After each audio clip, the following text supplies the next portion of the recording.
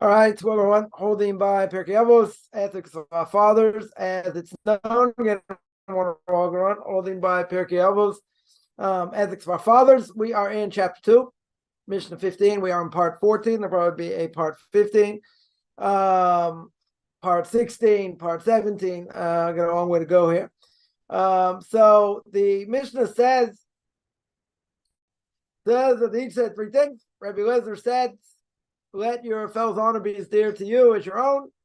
Do not anger easily, right? So we've really been speaking quite a bit about anger, dealing with anger, different aspects of anger, etc. So, So one thing here is that we mentioned is that we said, don't be like the fool. He's got anger lingering inside, right? They're consumed by it, cannot control it. We mentioned over the last few weeks, the Mishna over here says, again, we're going to make a simple inference. And the Mishnah says, do not anger easily. The Mishnah does not say, we'll make clear, the Mishnah does not say never get angry. Right? So we mentioned, very simple reason. Why would the Mishnah never say it? Mishnah will never say it because it's not possible. How does a person never get angry? God cannot put a person in a situation that they cannot handle, regardless of whether we think we can handle it. We cannot handle it or not. So we mentioned before also the fact that there are people, unfortunately, totally consumed by anger. Right? When they're consumed by anger, you let someone in your head, every psychologist will tell you, not healthy. Right? It's totally not healthy. You got to get it out. You got to deal with it. You can't just stay angry. You'll be consumed by it. When a person's consumed by anger, we see, right, brought down, you don't speak to such a person. Why not? Because the Gemara says even if the pit of hell was underneath them, and they hear all the screaming, and they can tell people are suffering, they're not going to change. They're not going to get rid of this anger. Why? Because anger itself totally controlling, right? It consumes a person. Now, even something that would not necessarily require anger, something that a person shouldn't get angry about, right? A fool gets angry anyway and allows them to be destroyed by it. Very interesting. Here we're talking about a case. Now, this might be subjective. This could be very subjective here, right? And that is, how can you tell me that something doesn't require anger? What do you mean? What do you mean it doesn't require anger? It bothers someone, right? I was at a kiddush today. Neighbor of mine making a wedding. And whatever, I was at a kiddush. So what am I going to mention? People's etiquette. Yeah, nice hot piece of kugel. People don't necessarily, take it nice, no, I'm not going to say no etiquette. Yeah, some people sit there and grab at it. I don't know where their hands have been. Who knows? Right? Is it a proper etiquette to, you take it with a fork? Okay, it's hot, whatever. Fine. You take it with a fork, you act like a mensch. You act like someone knows how to eat, like you haven't seen food in like 4 days. Like, when you're starving. So something like that, people get angry about. Some people get angry about. Yeah. Is it worthwhile to get angry about? No. I wouldn't say it's something, worthwhile. I do mention a lot, people's etiquette and people's decorum and different things, right? You got to get me rip-roaring mad? No, right? I'll make sure that, if I see people praying and the coffin hacking this and that, I'm going to try best of my ability not to let it get to me. I'm there to pray, right? I'm there to do other things, right? I can't let that, it can't be consumed by it. But this is a kind of an interesting statement, right? In other words, something that would not require anger. Now, again, what is the obvious question? What is the obvious question? The obvious question is, who says you're not supposed to get angry about it? Who's defining right? What's the definition of not getting angry? By some people, they'll say, of course, this would never anger me. This is something I wouldn't even think of. It's not something I waste my time on, right? I got plenty of other things. Plenty of other things to get angry about, potentially, that are worthwhile. Maybe. Maybe they're worthwhile to get angry about. But who's to say this should not make someone angry? Maybe by some people it will. Maybe by some people they'll get roaring mad because of it. Okay. Right? But we're saying over here something very interesting. According to this, right, we're talking about a fool over here. Someone who allows, that we spoke about last week, right, by the week before also, we can get really past this, is that when the anger is so bearing, so strong, it overcomes a person's seichel or their own understanding. Why? It takes them out of the picture. Because they're consumed by anger. They can't get rid of it, whatever the reason is. Right? Whatever it is. So if you're consumed by it, and I mentioned the story, I think last week, someone, still upset, family member, more 20 years later, certain things happened, okay, you got to get over it. You got to go see someone if you can't get over it yourself. Bearing the anger is bad, right? Cause heart attacks, cause stress, cause high blood pressure. What do people need it? It can cause serious health issues. Not only that, okay, you want to tell me people are not empathetic, right? Which I mentioned before. So even if people aren't empathetic, you understand they'll never be empathetic in 10 lifetimes. What do you get upset about? What are you getting upset about? You can say it's painful. Okay. Can someone with a 25 IQ, can they empathize? No. They have a 25 IQ. They're mentally challenged. They can't empathize. They're going to say, but these people have PhDs, pilot iron deeper, a papa has dough, right? We see what the intellectual community is aware of, right? What they can do. See it all over the news. All over the news, right? In the finest and greatest of institutions.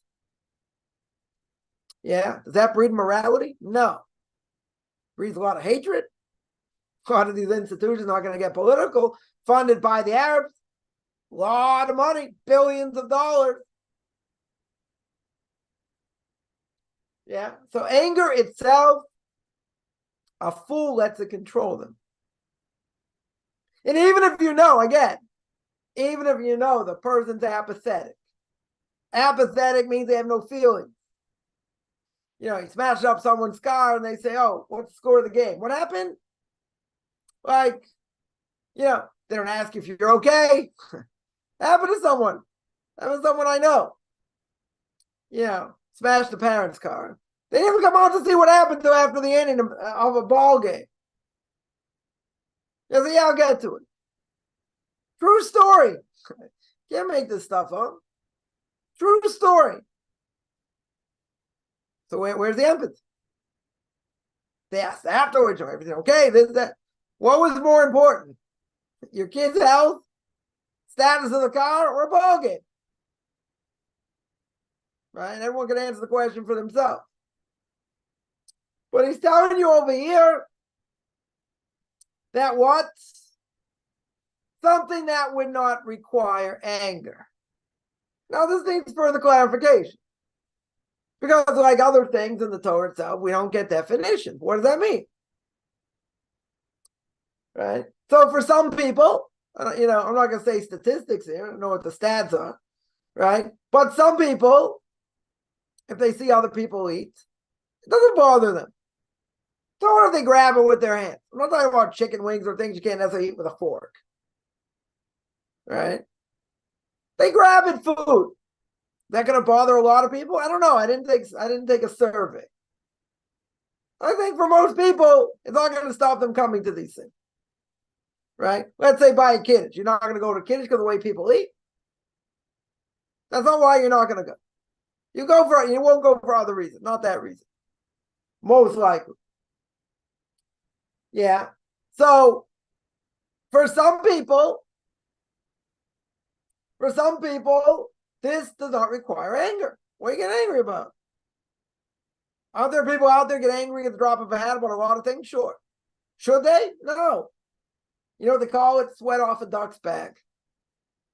That's what they call it. What are you getting excited about? Now, there are things that are aggravating, okay? But something, let's say, again, we don't have a clear-cut definition here. Some people maybe they would get angry about it. Other people may not. Can we say it's something universal? Is it universal? No one will ever get angry. I don't know. I don't think it's universal. Maybe have someone in Timbuktu who gets angry by it. I don't know.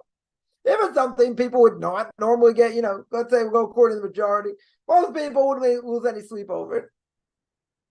That's what we're talking about. Right? But, it could be, as English would say, a little bit dodgy over here. Why? Because who's to say? Okay, you're not that sensitive to this thing, okay? And other people aren't. Maybe there are other people that are. Maybe it's 50-50. Maybe it's 60-40. I don't know what the odds are. But there's some people might get angry, okay? Maybe in a minority opinion, a minority amount of people get angry. Fine. But let's say the majority of people are not going to get angry. Whatever the situation is, they're not going to get angry. They're not going to get angry. So again, even something doesn't require anger, a person normally shouldn't get angry because of it, whatever it may be. Someone who's a fool, they'll take the minority position and get angry. And what's that going to do? Destroy them. Totally destroy them. It's something that they shouldn't be angry about. They get angry about. For what reason? Can't say. Whatever reason. Right? But we're saying over here, the person that does such a thing is a fool. A total fool. You're getting angry for something you shouldn't even waste your time. Totally should never waste your time on. Right? Why are you wasting your time? Are there so many other important things to worry about? Finances, health, million things. You're getting angry at something that no one else gets angry about. You could say maybe this person is extra sensitive. Okay, right? I'm in a generous mood right now. I'll entertain that possibility. There's a possibility there are sensitive people out there, very sensitive people. Even so, shouldn't you learn over time being oversensitive gets you aggravated? Right? Makes you mad. Why should it? I don't know, people are extra sensitive to a lot of things. Or to certain things. I'm not talking about things that, most people get angry about. Let's say religion is very important to us. Someone makes, let's say, a nasty comment. They make a nasty comment about religion, about Judaism, and about Jews, like everything else going on in the world. Isn't that upsetting? That's not something small. Anyone wants to hear death to the Jews by 100,000 people?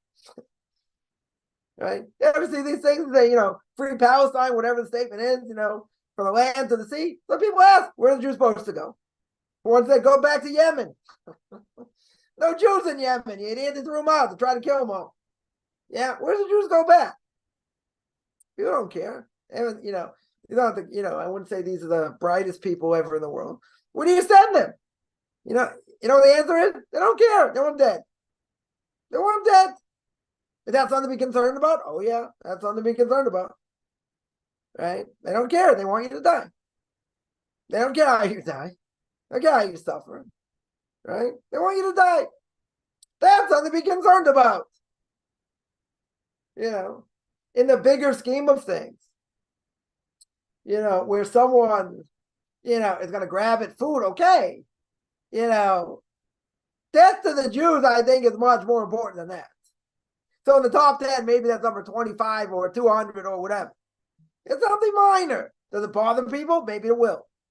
Maybe some people don't bother. Yeah. Is it going to stop them going to these things? No, in general. But you're going to say it's annoying. Okay. How do you look at it? What's the bigger picture? So you could come up with a few different answers. Either that's what most people do. I'm not going to talk about different communities and this and that. That's what most people do. They don't think twice about it. Okay. Yeah. Or they're just never educated that you should have, proper respect for food, maybe. Or do an experiment. I'll never do it. Right. I've thought about it though. Imagine you go to one of these things.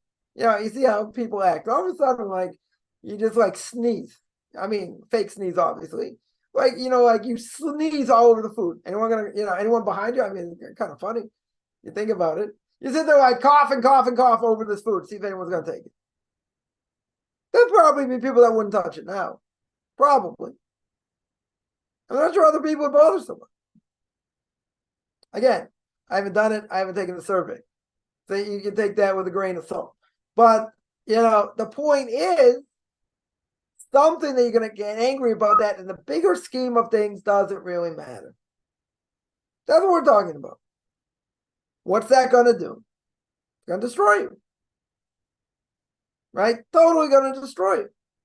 Because it's something, whatever it may be, it's something doesn't require anger. So if it doesn't require anger, why are you getting upset about it? So you say you're extra sensitive. You have an extra disposition because of how you grew up, other things. Maybe, a person's parents were very, very strict when they sat at the table. They wanted to make sure they didn't like a pig, right? They ate properly. Totally ate properly. Yeah. So that bothers them. That totally bothers them. Why? Because the parents hammered them. They said you have proper manners. You see people eating like pigs, right? But a person's been ingrained in their head. They got yelled at every time. They picked at the food. They didn't use the fork. Or they didn't cut it with a knife or whatever it is. So they have extra sensitivity. Okay. I can hear that. I can definitely hear it. But if it's something that you care less about, doesn't affect you, doesn't affect the bigger picture. Okay. So if it doesn't affect the bigger picture, why are you getting upset about it? It's not something most people get upset about. So over here, a fool is going to get angry anyway. Doesn't matter. They're going to get angry. So if they're going to get angry at something that they shouldn't even worry about in the bigger scheme of things, it'll destroy them. Why will it destroy them? Very simple. If something important or whatever, they fly off the handle, I can understand to a point. But something that doesn't really matter, they also fly off the handle. So I've gotten this question a lot. I'm very sensitive to a lot of things. So the question is why? We always say you got to get behind what's going on. Maybe a person had a phobia growing up. Maybe it's ingrained in their head when they were younger. Could be a lot of different things. Or the person just gets ticked off very easily by things that they shouldn't, for whatever reason. That's not an easy thing to stop. The way you nip it in the bud is when the thing happens, first of all, you got to know what triggers it. Once you know what triggers it, then you got to figure out how am I going to deal with it. So let's say by eating, right? Eating's a good example. Person somewhere, person's grabbing the food. Now, normally what would happen? You get all tense up. You say, why is this person doing it? The person's a pig. Whatever it is. Right? So before that even happens, you already know. Maybe this person never grew up with it. Maybe, we come up with a lot of excuses why a person does such a thing. Okay. Right? But you get it ingrained in your head. It's not their fault. They were never taught. It's not important to them. Okay. Right? You got to see what's behind it. And you have to have a certain mentality when you see it, so it doesn't trigger it. It's a little more difficult. You got to see what's behind it. Why are you getting so upset about it? So you say it's gross. Okay. It's gross. They don't have manners. Good. So you have a sensitivity, a higher sensitivity. Okay. I don't have an issue with that. The question is that going to ruin your whole time? meaning you're going to be there, I don't know, 20 minutes, half an hour, whatever it may be. It's not going to gross you out so much, it's going to walk up and leave. Now, some people might. I don't think the vast majority would, but I think some people might just get so aggravated they'll leave. They'll say the good tidings, they'll say mazel tov, they'll move on, right? And they'll leave very quick. Could happen. Yeah. But anything like this, it's going to get a person angry. You have to know what triggers it. And then you have to figure out, okay, how am I going to deal with it? Someone says, yeah, I'm so sensitive to so many things. Okay. That very well could be. And this bothers me, and that bothers me. The question is why? Now, even if you understand why, how am I going to get to the next step? How am I going to not even let it bother me even a little bit? So the best way to get to the next step, I think, is you got to look at the bigger picture. In the bigger scheme of things, aren't you there to wish some mazel tov? His kid's getting married. Yeah, that's the bigger picture.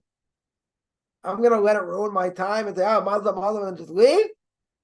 Because you get aggravated the way people eat. Okay, it's not, I wouldn't say that makes a lot of sense. Now, a person's saying, I'm grossed out, I don't want to touch the food, person's hypersensitive to that. Okay. So you got to figure out how you're going to deal with it. And if you don't want to deal with it, okay, stay a little bit. Stay 5 minutes, don't eat, say mazel tov and leave. You're going to get that grossed out. Don't watch people. They're right next to you. Try not to watch.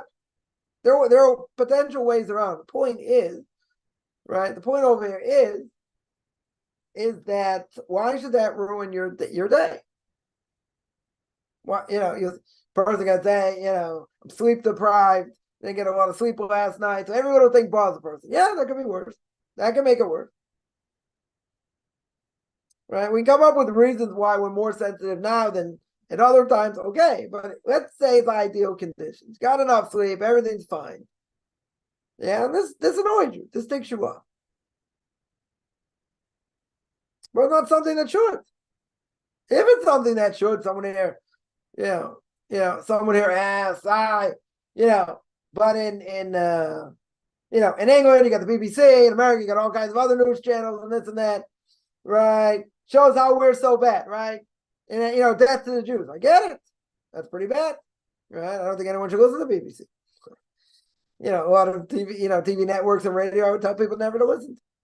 Never. Probably shouldn't listen to it in general. Forget about the news.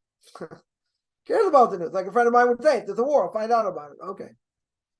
Right? They're so bad. How do you hide anger? I think people should protest against. Not a question of hiding anger here. This is something that this is wrong. Got 100,000 people saying death to the Jews is kind of a problem. You got universities, bullying people. Thugs. I'm going to call them punks and thugs. I don't care what university they go to. Care what intellect they have. They could be, 10 times brighter than me in 10 lifetimes. They could have 120 IQ. So what? They're thugs. They're punks. We have to do our best to set the record straight. And as I said, without getting too political, when this whole thing started, Israel has a certain window of time that their propaganda get out there of everything that happens.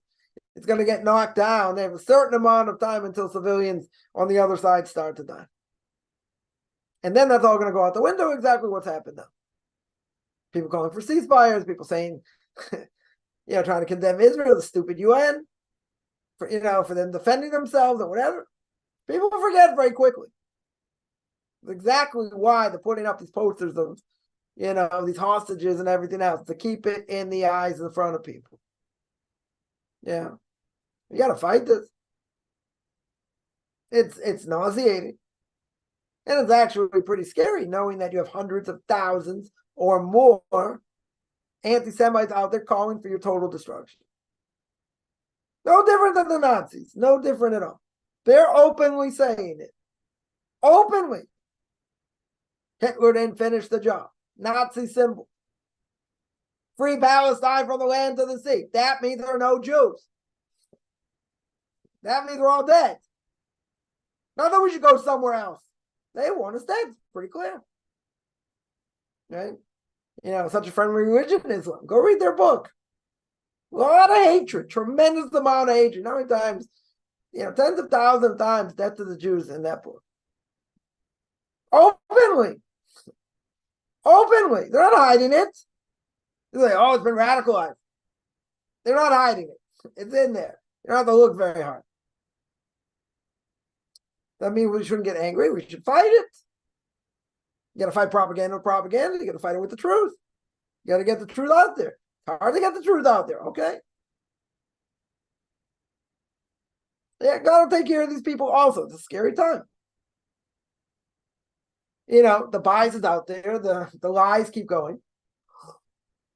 You're right. It's annoying. As I said, the three biggest lies, I think, in the history of man. You got Christianity, you got evolution, and you got this idea of a Palestinian people. Yeah, Palestinian people is right up there, right? It's in the, it can be 1A or 1B. Doesn't have to be the third. The biggest lie out there, one of them. One of them for a lot of reasons we already mentioned before. You're right. So a thing like that, first of all, it's a scary thing. Second of all, it's annoying. It's annoying they're perpetrating lie after lie, 100%. Now, is that going to consume me? Right? Is that going to overcome any rationality I have? No. It shouldn't. Again, does that mean you just don't do anything? No. You got to fight it. Right? You got to get out the information, the true information. They're losing the war very easily with that. It's hard to fight it. You got to get out the right information. Right? You got to remember one thing also. When God said the anti-Semites against Jews, what's the point? So you can tell me, wow, there's a lot of infighting in Israel the whole year. We had the leftists protesting and trying to get, Netanyahu out of power and this whole thing with the judicial system and blah, blah, blah. Funded by the left, funded by Europe and other places. So now you have something like this, everyone's joined together. You got all these Jews in Israel, leftists, right? Doesn't matter. They're all working together. But I hate to say it. Let's say they get rid of Hamas. Whoever's going to be there. And however it's going to be. What's the first thing that's going to happen afterwards? Go back to protest. That's what's going to happen. They're going to forget very quickly. So, do I have a right to be angry at the anti-Semites? Yeah. Remember one thing. Just like you hit a dog with a stick, who does the dog go after? The stick. The anti-Semites are out there. They're all over. Nobody's hiding it. Nobody's hiding it. Okay. Isn't God using them to get to us? Isn't the reality that we got to be better? We have to strive to be better as best as we can. So God can take this away. To knock against us. God's using them to get to us. That's the bigger picture. We need a lot of rachamim, a lot of compassion. Not just in Israel, all over the world. All Jews all over the world threatened now. Doesn't mean they weren't threatened before. Now it's worse. Now it's a lot worse. There's a lot of heightened security out there. On Jewish institutions. There should be. 100%. So people could easily say, I'm not saying it's right. People could easily say, why is God doing this? If they really believe in God. Why is God doing this? Why did God just make this whole destruction? 1,400 people. Mostly civilians. Massacre. Yeah, is this any different than any pogroms happened before? No. It's the most amount of Jews have been killed since the Holocaust. You think about 9/11, 3,000 people died. Right, in the States. First of all, people think, yeah, this is Israel's 9/11. But, percentage-wise of people, that's like having 40,000 people die, 50,000 people die because of the smallness of the country. But you got upheavals all over the world. All over the world. Got it in the States, you got it in England, you got it in France, you got all over. All over Jewish people being harassed. Jewish people being told they should die. They should disappear. So you're right. It's an annoying thing. Scary thing. But doesn't God run the world? Isn't God in charge? God's in charge. 100% God's in charge. Why now? Listen, we're at the end of days. Everyone agrees we're at the end of days. The question is what's going to be and how it's going to manifest in the next 200 or so years. Could this lead to the Messiah coming? It could. Nobody knows what's going to be. Yeah. But at the end of the day, absolutely have a right to be angry with what's going on. For sure. What's more annoying, I mean, especially to me, is people say all kinds of things. They don't have any clue what they're talking about. Nothing. They don't know anything about Jewish history. They don't know anything about Israeli history. They don't know anything about the Torah. All these things. Right? If people would open their mouths and at least understand what's going on and understand the truth, okay, can have a discussion. We got people talking out of their elbow, don't know diddly squat. You know, they can't even read Hebrew for goodness sakes. You know, and telling you this, that, and the other thing. I don't take what they say seriously, but the problem is you got mobs. You got mobs over there, thugs, punks, what I would call them. A lot of misinformation out there that's feeding it. So yeah, shouldn't we be upset at the BBC and all these other news stations? There was, what do you call it? There are videos of these journalists with these barbarians with Hamas doing what they photographing what they did while they were doing it. While, you know, want to tell me after the fact they came in, took pictures, whatever, but they were actually there. Is there any greater bias than that? Right, the BBC and other places, they had the correspondent right there with Hamas. What does that tell you? That's disgusting. You think they have any kind of bias? Of course they have a bias. Yeah, they should be exposed. 100%. But again, the question's going to be, where's this anger going to go?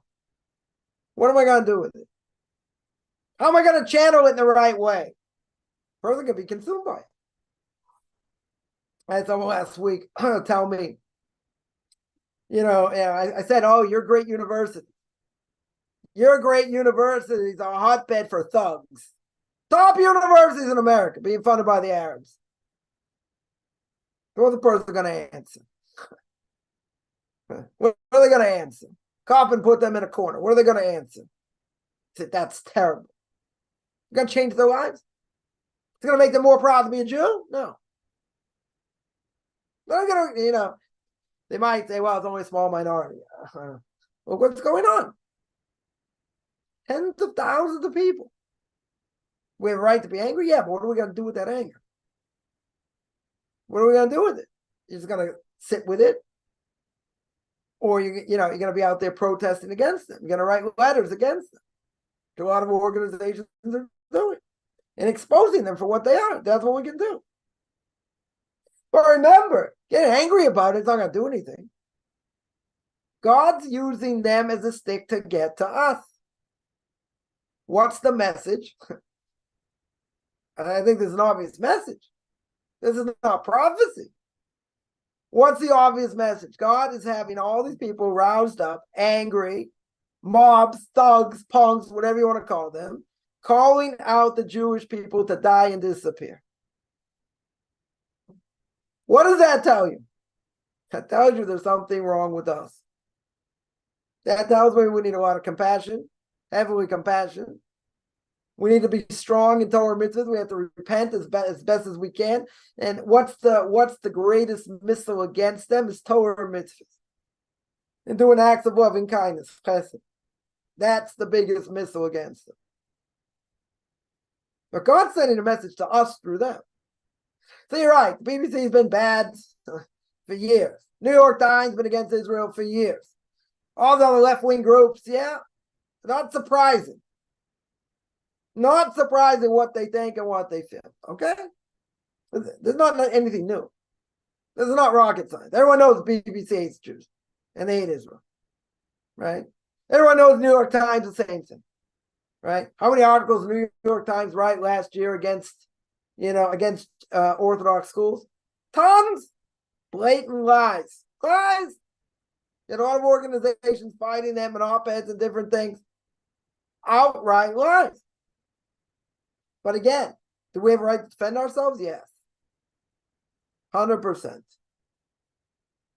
But don't people understand? If this is happening, it's happening for a reason. Now, we don't always understand the reason, right? So what would Kaufman say the reason is? The reason is we're not doing what we should be doing. We're not doing things good enough. We have to be better. What should I change? Everything. Got to work on everything. Got to work on anger. Got to work on lashon hara. Got to work on being conceited. I mean, a million things. They got to work on things slowly, but we have to be better. God's sending us a message through this stick. So you could say, you could jump up and down and start screaming at the stick. Yeah. Could. These people have to be put in their place. You're right. And there has to be information going out there explaining the truth. True, even if it's not necessarily winning that war. You got to do it. And there are plenty of organizations out there doing it. There's a lot of love what's going on in Israel and all over the world. Bringing in games and toys for families of soldiers that are out there. It's said a lot of acts of loving kindness. Unbelievable strength among the Jewish people. It took 1,400 people to get killed to do it. There's a lot of strength in the Jewish community anyway. That's true. But the last year, there's been tremendous amount of infighting all over the world. All over the world because of this stupid judicial legislation. A lot of inner things going on. Basically, civil war. That's what's been going on up until this point. And nobody knows the situation, what's going on anyway. It's the funniest thing. People are going to protest. Yeah, I have a right to protest. This is democracy. Do you have any idea what's going on? No. I hammered someone on this. Few people. I said, do you have any idea what the judicial system is doing here and how it works? I'm not going to go through it. I said, at least learn. If you're going to protest, you're going to say, oh, I don't like the right wing. I don't like this. I don't like that. Fine. You can say whatever you want. Know the facts on the ground. Don't be an ignoramus. Know the facts on the ground. If you know the facts on the ground, it's one thing. If you don't know the facts on the ground, keep your big mouth shut. But it's all propaganda. This is how it works. You get all this bad information out there. You get people to run with it. That's what happens. And damage is done. But there's so much infighting going on. This only stopped because of the war. It's the only reason it stopped. So again, my prediction for what it's worth is what's going to happen when the war stops. What's going to happen when they wipe out, when they finish mopping up in Gaza, hopefully. And everything, quote unquote, goes back to normal. Yeah. Basically, they take over Gaza. What's going to happen? I guarantee you, within 2 weeks at least, give them a little bit of time to organize. Within a very short amount of time, they're going to go back to this. They're going to go back to the protest. It's going to be more, quote unquote, civil war here. Not going to get the message.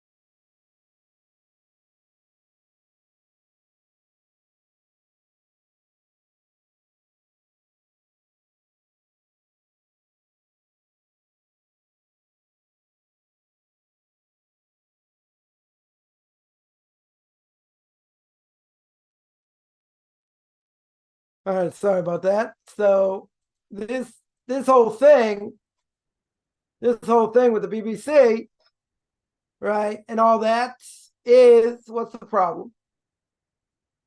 Right? What am I going to do? That was the whole point. Is what are you going to do with the anger? Right? What are you going to do with all that anger? So as we said before, the only thing you can do is use it in a positive way. Right? But you have to realize, person has to realize what the whole point is. Right? What is the point? What's the point of it? Right? What's the whole point? Right? We have to see what the point is. And that isn't God giving us a message? Right? What in the world, right? What in the world is that message? What's God trying to say? Right? So I'll tell you in short, what is God trying to say over here? That we need to be better. Right? We definitely need to be better. Right? That I don't think is any question.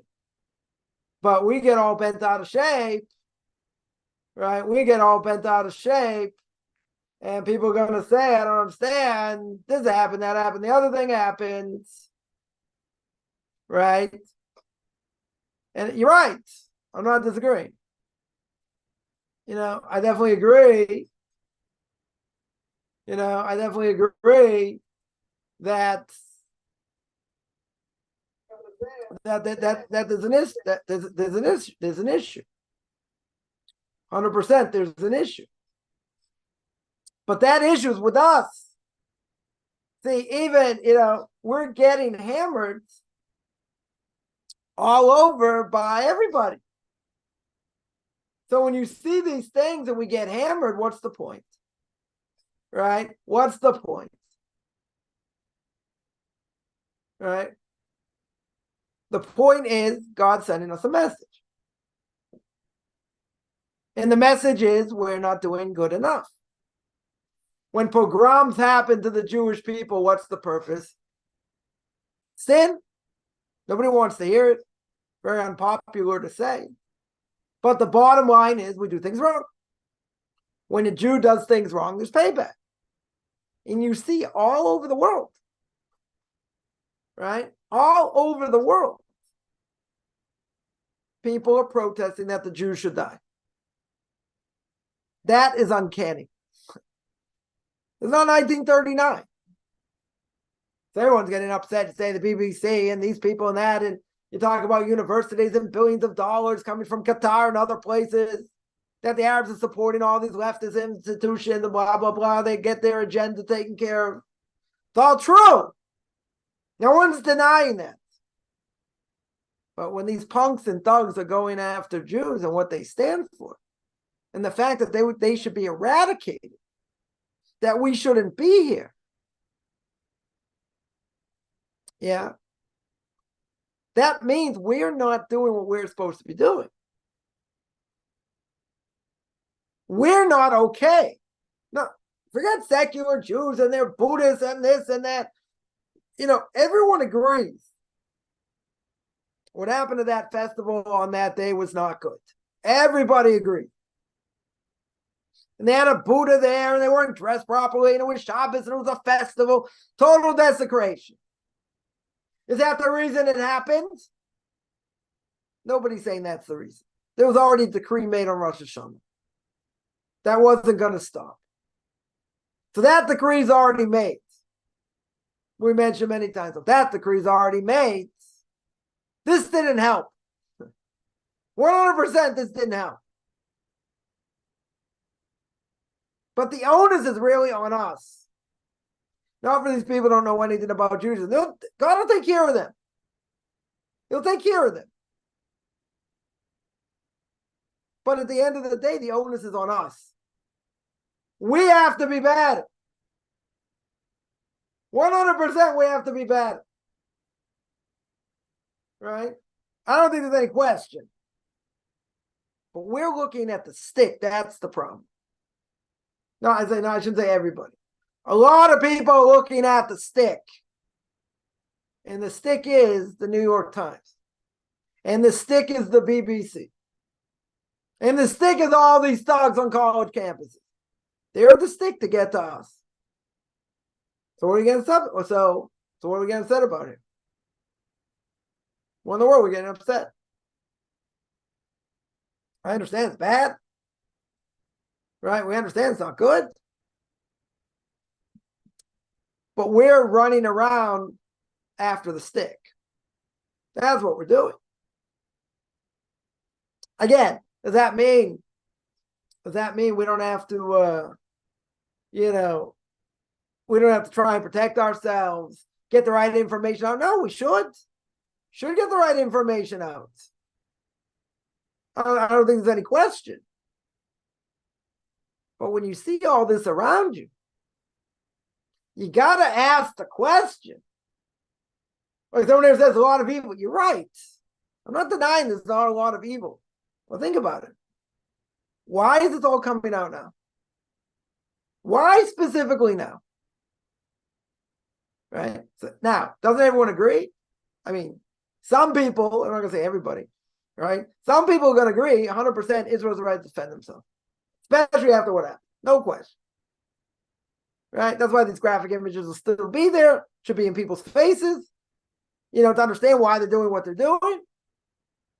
But what's the problem? We're not, they're going to say, you're going to kill innocent civilians. What are you going to do? They're using a human shield. This is war. This is what happened. So this is propaganda they're losing. Okay? But that's not even the point. The point is, because of what Israel's doing, look at world reaction. How can you have 100,000 people in London screaming death to the Jews? That is a scary thing. It's not just there, it's all over. It's all over Europe, it's all over America, it's all over. So you're right. Universities are problematic, the BBC is problematic, New York Times is problematic, Al Jazeera is problematic. Yeah, I agree. The truth has to get out. Okay.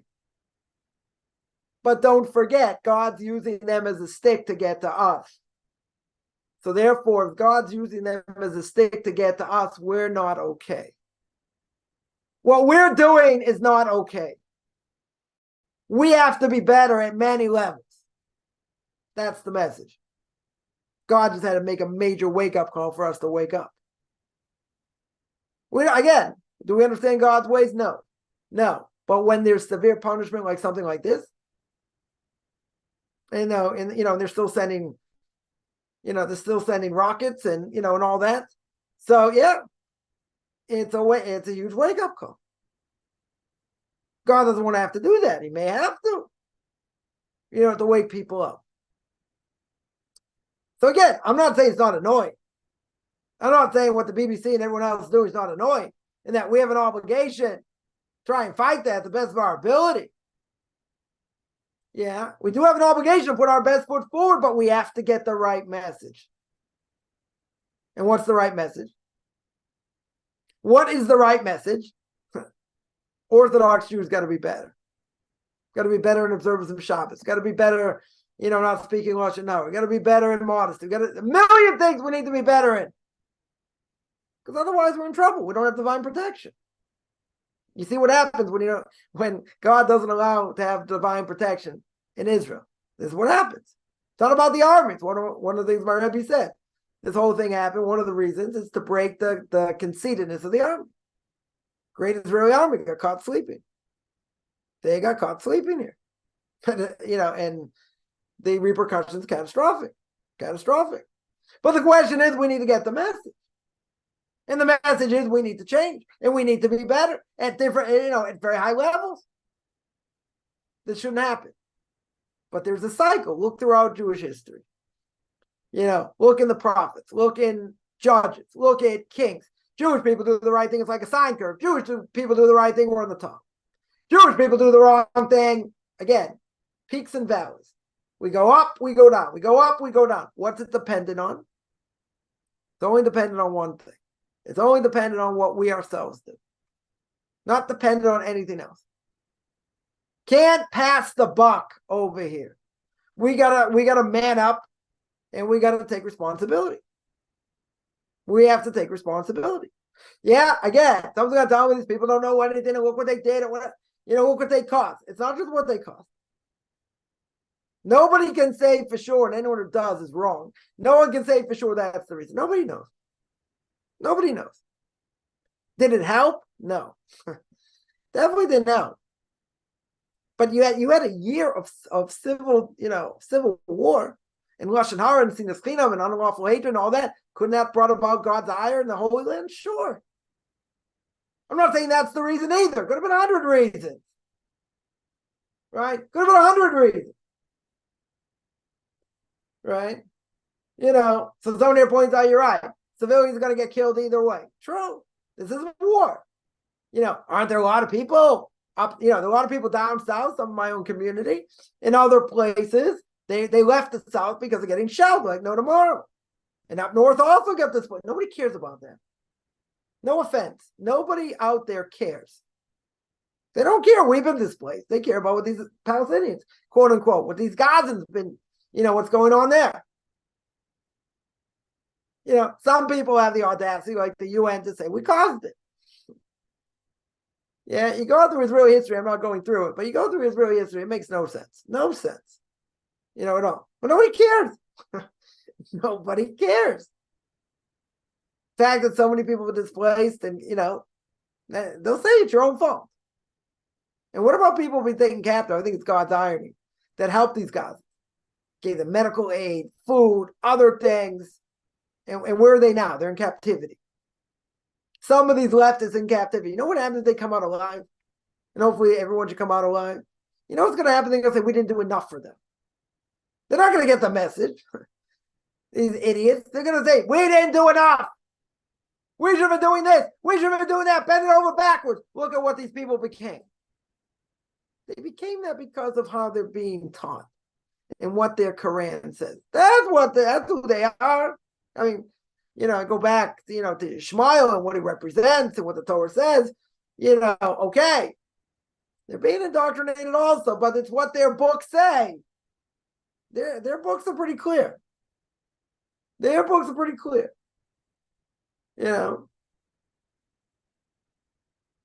Somebody mentioned, my Rebbe said that Hashem was omniscient publicly before the attack.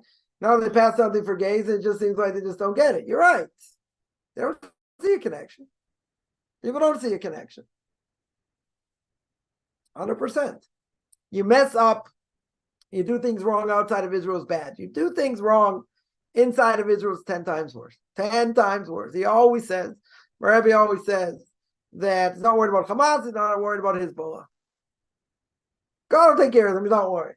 He's worried about people who sin in the land. That's what he's worried about. And that's what it causes. This is exactly what it causes. It's there's a cycle here. Again, it's not popular. There's a cycle. The cycle is we do what we're supposed to do. God take care of our needs. Maybe in a lot of ways miraculously and different things. Very good. We don't do what we're supposed to do. There's payback. Question is how much payback. And we've seen in history it could be very bad. We'll see this. It's pretty bad. Sirens going off all the time. I mean, people, you got little kids terrified. Terrified. Have nightmares, they can't sleep, they're afraid. Imagine, a person survived this massacre, the whole family's dead. I mean, I can't imagine what they're going through. Or parents of people that are in captivity. Can't imagine what they're going through. And anyone's got soldiers in the field. They got kids out there. Who knows? You need a lot of faith there. You need a lot of belief in God that, okay, this is what needs to be done. No one disagrees. Got to fight back, got to get rid of them, this, that. But okay, it's going to come at a price. It is going to come at a price. Now, there were some questions there. I want to deal with them. 1 second. Let me just, let's see if I see. Okay. Someone asks, was the first person who felt anger? We're mostly like anger things for first people. Right? So someone here mentions Cain got angry at Abel, right? That's probably the first case you see it, right? Genesis chapter 4, verse 6. Very good. Very, very good, right? It doesn't say what they got angry about. So it's the whole story. They didn't just get angry for nothing. You look at how the story goes, right? It's very interesting, right? It's very, very interesting that Torah says Abel brought a sacrifice. Abel brought a sacrifice accepted by God, right? So Cain also brought a sacrifice. What does it say? Brought flax. Put flax on an altar. Understood he should also bring a sacrifice. Very good. But Cain understood God didn't accept it. So God tries to cajole him, trying to get him to repent. Cain, what he's so upset about? He understands what he's upset about. He's trying to bring him back, bring him into conversation, get him to repent. But he got really angry. He got angry. Yeah. Now let's analyze what happened. Abel brings, best of his flock, sacrifices it to God. Very good. Cain brings a bunch of dandelions, my language, brings flax. They're going to say, very good. He also brought a sacrifice. Why does God not show approval? Because he brought a bunch of dandelions. If your 3-year-old kid comes home and he, takes a few plants, takes a few things off the garden and puts it, he puts it in a cup with a little bit of dirt, gives it to his mother. Oh, it's so beautiful. I'm going to put it on my windowsill. It's going to grow and I'm going to water it. And oh, thank you so much. That's how much you care. That's a 3-year-old.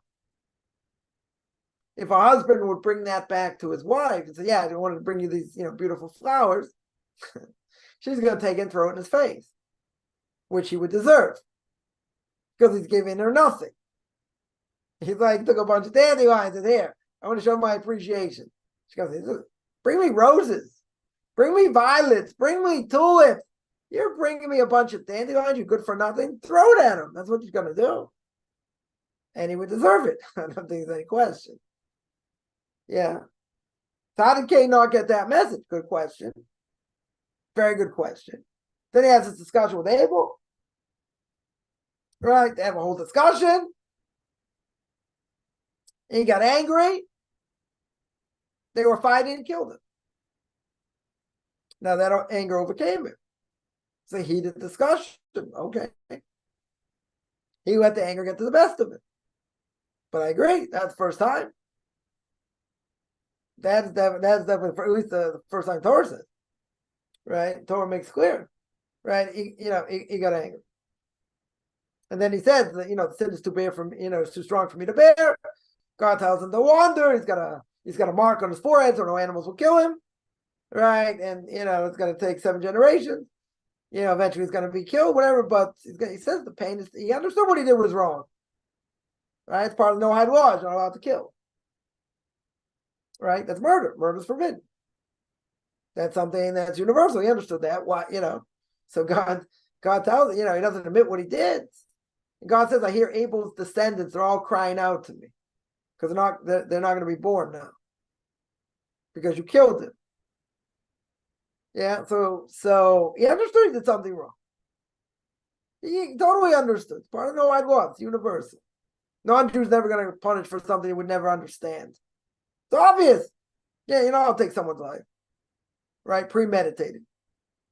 You were fighting, they're arguing, whatever. You ended up killing him.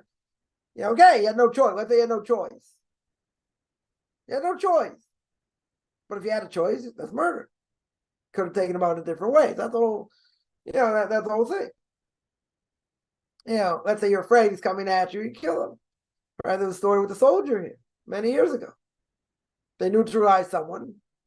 He wasn't dead yet. And he thought this guy was lunging for a knife. He shot him. He shot him when he was down. And he was put in jail. He was put in jail. He was supposed to get a sentence, 18 months, something like that. Eventually got commuted. But there was a whole thing there. Call him a vigilante. The guy, was an 18-year-old kid, 19-year-old kid. He thought, the last second, this guy's, running for a knife or whatever. He didn't have one. And he shot him. And he's already wounded, seriously wounded. Yeah, didn't have a right to defend himself. He said, so the claim was he got trigger happy. Person came out, didn't have a knife, didn't have a gun, didn't have explosive. But you're that close, you don't know. He blows himself up, this guy dies. He comes lunging at him, he can also kill him. Yeah, eventually he got commuted. But what does that tell you? Okay, someone's down, seriously down, doesn't give you the right to kill him. Doesn't give you the right to take their life when you don't have to. You're going to say, but it's war, so what? Doesn't matter. There are laws governing this. If your life is threatened, that's the only way you kill him. There's nothing wrong with that. If it's threatened, and if it's not threatened, you don't have a right to kill him. Even, no matter what they've done, right? And this is kind of hard to take. It doesn't matter. Whatever gruesome things they've done, even if they're injured, you cannot kill them. Doesn't give you the right. Right? Law of the land will stop you doing that. But there are other problems. We have to be the most humane army. Okay. There are certain things you're allowed to do, not allowed to do. You got one of these cockroaches over here, for what they've done. You would want to torture them and in a lot of different ways. That's not the Jewish way. That is not the Jewish way. What makes someone a Jew? There are 3 character traits. Rachmanim b'shanam gimel chasod. They have compassion for others. They get embarrassed easily, and they do a lot of chesed. They do a lot of acts of loving kindness. Even at the end of the war, end of World War II, Jewish people, survived. And some of the Nazis got, they got taken captive, whatever. They gave an opportunity. Slaughtered their families, let them take revenge. Nobody took revenge. Why didn't they take revenge? It's not in their nature. Look what they did. Brutally murdered their families and everything else. That's not a Jew's nature. It's not in their nature to do such a thing. Now, if you had any terrorists and what they did and this and that, if you had them in front of you, wouldn't you want to string them up, take off their eyeballs and all that? Yeah, sure. Let's take revenge. You can't. 2 wrongs don't make a right over you. But someone's mortally injured. You can't finish them off. That's forbidden. It's murder. Doesn't matter what they've done. See, that's the whole thing. It doesn't matter what they've done. You don't have a right to do it. Right? That's the point. So person is right. 1 second, where is that? That the idea is that first one who got angry was Cain, right? So the whole discussion, without going into it, I don't necessarily want to go into it, that, Cain got angry, right? And he killed him, but anger killed him, right? Anger killed him. Now, someone here asks, I'll just deal with this first.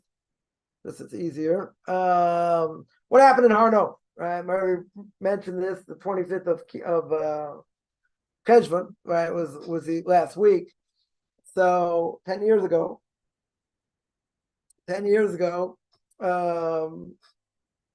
people were diving in the synagogue in Harnof, which is a suburb of Jerusalem. It's actually, it's where I learn every day in the morning. And there were the Arabs that came in the middle of prayer and just started massacring people, started killing people. I mean, seriously, righteous people. So finally, people came in and, eventually stopped them, but a number of people were killed. I mean, I shouldn't say killed, murdered, right? Murdered, butchered, whatever you want to call it. And so he was calling for commemoration of that, right? Of these great righteous people that were cut down in cold blood. So that was a massacre in Harno. That's what he was talking about. Someone here mentions 1 second, let me just see if there are other questions here. Okay. Sarah dies in Hebron, right? And it says Abraham came to eulogize her. Yeah, where's it coming from? Where he was before, after the Kedah, right? After the binding of Isaac, right? If you see Rashi over there, what does Rashi say? Rashi says a messenger came and told her what happened.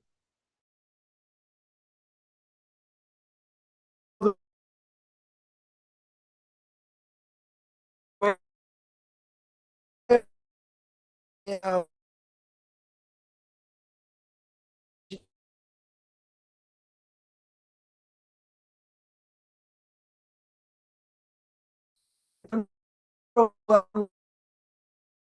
one is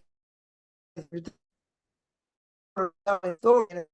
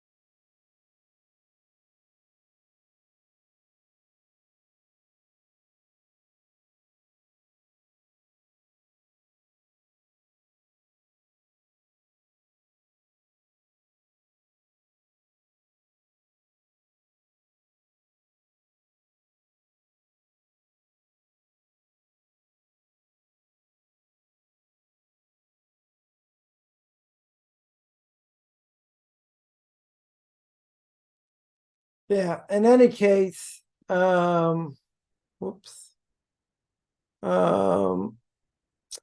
Yeah, so what happened? Right, what happened over here?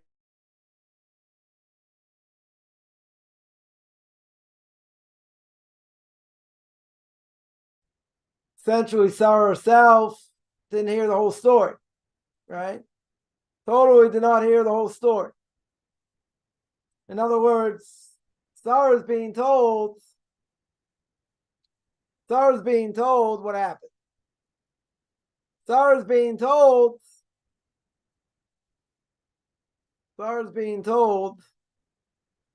exactly what transpired. Except Sarah's not told that he lived. Right? No one's told that he lived.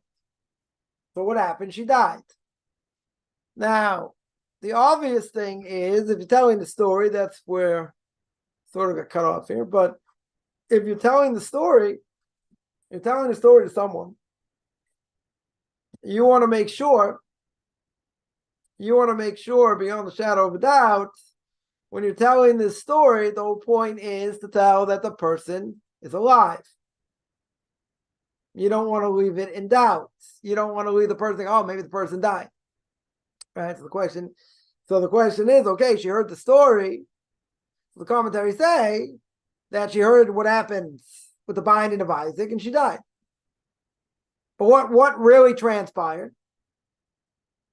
What transpired is she didn't get the whole story. She heard everything up until that point. Up until that point, she heard the story. But what happens? She didn't hear that he survived.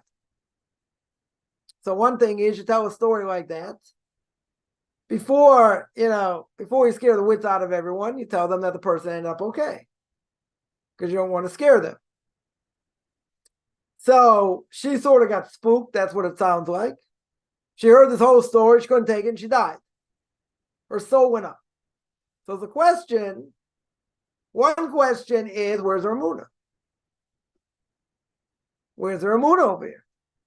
Even if she heard what happened, he dies sanctifying God's name. What's the problem?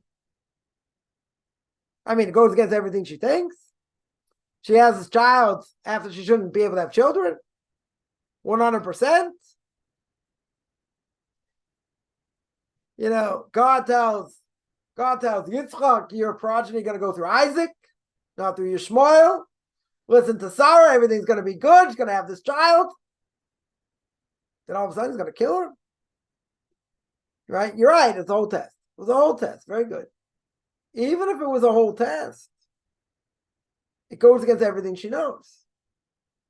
It goes against everything he knows. That's why you have a lot of philosophers and others, say Abraham failed the test, she failed the test. How could he sacrifice? God wanted to sacrifice. So again, this culminated in who he was. The commentators say that if he would not have gone through this test, he wouldn't have been as great as he was. He's 9 for 9. He's 9 for 9. He already had a legacy, huge legacy. Doesn't know God knows the thoughts of man. Doesn't God know he's going to do it? You're right. He does. Certainly one of the 13 principles of Maimonides. Very good.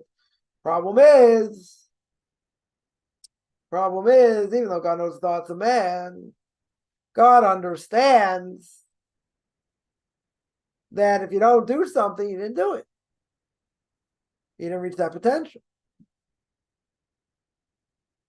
He didn't reach his potential. Unreached potential is unreached potential. So I would say cut him some slack. You understand what he's going to do. Give him credit as if he did it. Can't get credit. He didn't do it. Right? And someone asked my Rebbe after 9/11. He wanted a bench gomel, wanted to say Thanksgiving blessing for being saved. From a dangerous situation. So my Rebbe asked him, were you there? He said, no. I was supposed to be there. This happened, that happened. So he said, you can't make the blessing. But, this guy's going on and on and on and on. My Rebbe stopped him dead in his tracks. He said, were you there? Were you physically there? He said, no. He said, then you can't make the blessing. You weren't there. It doesn't matter. Could have been there. Should have been there. That doesn't matter. Making the blessing. You don't say God's name in vain because you weren't there. That's God's name in vain. You can't just do whatever you want. Right? So if something happened to you miraculously, you survived, okay, there's a blessing you make. If it didn't happen, or it happened in other ways, but wasn't, like this, can't make the blessing. You weren't there. Oh, but I'm supposed to get on this plane. This is supposed to happen. That. And, the plane went down. Very good. I mean, not so good. But you weren't on the plane. If you're not on the plane, how can you say? How in the world can you say, I want to make the blessing? We were on the plane. Were you there? You weren't there. Can't make the blessing. It's forbidden to make the blessing. Could have, should have, doesn't matter. Yeah.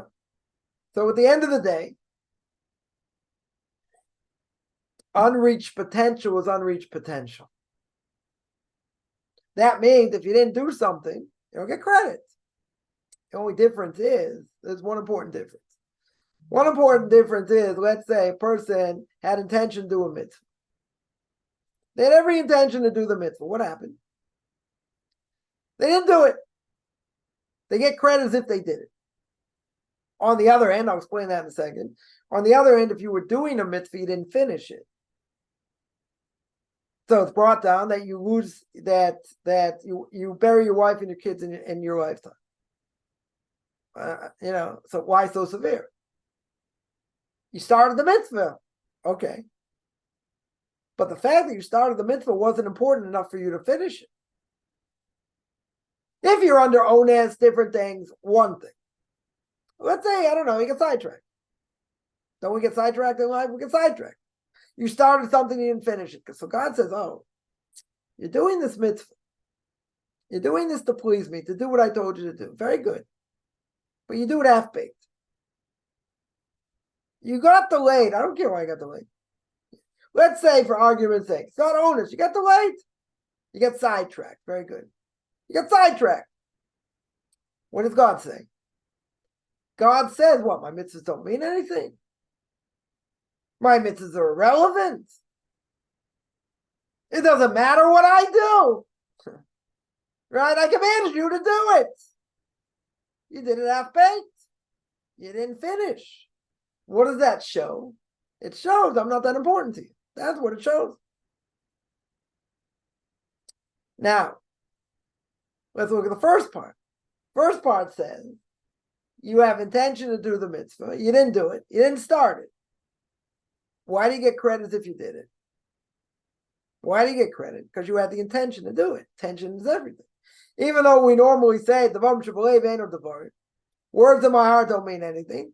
Here you had the ratzon, the desire to go in the right way. Very good. But you didn't do it. You didn't start it. Doesn't matter. The point is you had it in your heart to do the right thing. It's not, oh, I'll do what my heart tells me. No. You had proper intention to do this. You just didn't do it. You didn't start it. But if you started it and you didn't finish it, that's half-baked. And God says, well, obviously my mitzvah is not that important to you. Because if it would have been that important, you would have done it. You would have finished it. You would have ran to do it. You wouldn't have got distracted. You're going to tell me the evil inclination, this, that, all kinds of things. Very good. Who said you had to give an evil inclination? Who said you had to buy into that? Say, okay, I got distracted. Doesn't the Ramchal say that in Derech Hashem? Right? He says that path of the just, don't get distracted. Very good. Very good. Don't get distracted. Okay. What's the problem? Got distracted. First thing I say, you're right, I got distracted. You're talking to the king of the world. You're telling basically the king of the world his mitzvahs didn't mean as much because I was easily distracted. Or it doesn't matter, easily, not easily. You got distracted for whatever reason. Okay. Who said you should have got distracted? Right? It's a severe punishment. Severe punishment. You're saying that the mitzvah is not that important to finish. That's why it's more severe. If you had the desire to do it, huge. That's a huge thing. But the fact that you didn't do it, okay, but you get credit if you did.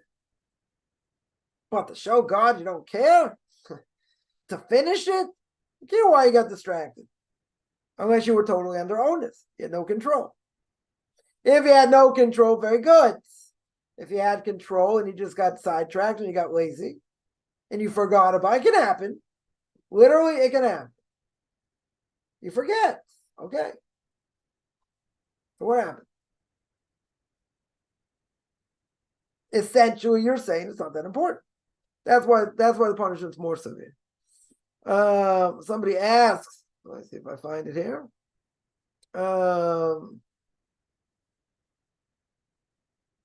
Somebody asks, okay. I think that answered that.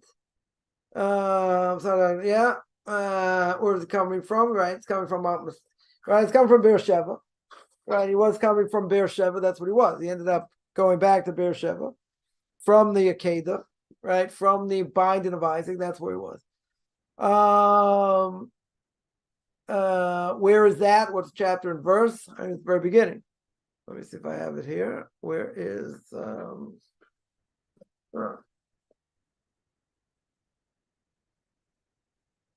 right, where does he say it? It says at the end of the Akedah, chapter 22 or 21.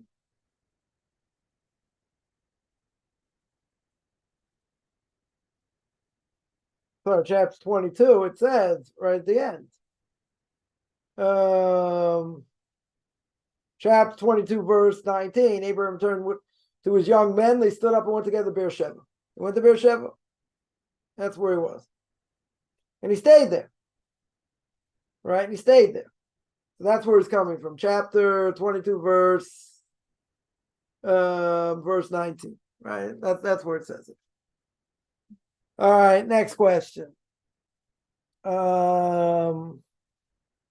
Yeah, Avram's wife after Sarah died was Hagar. Yeah, second wife was Hagar. That's what the Torah says. That's what the Torah says. Why did he remarry her? First of all, person's wife dies. Why shouldn't he remarry? Well, let's ask it a little bit different, right? Why shouldn't he remarry? Not only should he remarry, comes out that not only should he remarry, but he should also try and have kids, if possible. Right? Definitely should try and have, he should try and have kids. So a person should try, guy, if his wife dies, try and marry someone, try and have kids. Obligatory, definitely a good thing. Definitely a good thing. Right? So why did he marry Keturah? Keturah is Hagar. She did tshuva. Right? If she did tshuva, then He wanted to marry her, right? So why does he have kids? That's the answer. Because striving to have as many kids as you can, right? One of the things, keep in mind, that the Messiah can't come until all the souls come out of heaven. Till all the people that need to be born are born, right? So you try and have as many kids as possible, right? Even just for that. But a person's going to say, okay, you already had kids, you already fulfilled his obligation, right? Certainly for a Jew, you have a boy and a girl, you fulfill your obligation. Every other child you have is a mitzvah, right? It's a mitzvah to have another child. Without getting contraception and all that, someone can say, well, a woman has 3 kids under the age of 4. Can't she use contraception? So, yeah, you have to ask, your local Orthodox rabbi, right? If, it's going to be, it's not outright permissible to do that. Right? I can say, but what if the woman's going to have a nervous breakdown? Okay, so it depends on a number of factors. Can't give a blanket statement. But if a woman, is suffering, and it's going to be very hard, okay, but each one has to ask their individual question. Not going to give a blanket statement here, right? But, there are plenty of rabbis out there that do not want to give such permissibility. There are a lot of reasons. Why. So even after he had kids, they say that, he had a daughter also. The Torah says that God gave him everything, right? Blessed him in everything. Everything means he had a daughter as well. Ramban brings that down. Others bring it down. So he fulfilled his obligation of having kids. So you're going to say, okay, he fulfilled his obligation. He had a boy and a girl, right? He had a boy and a girl. So he fulfilled his obligation. Very good, right? So who says that that's where you stop?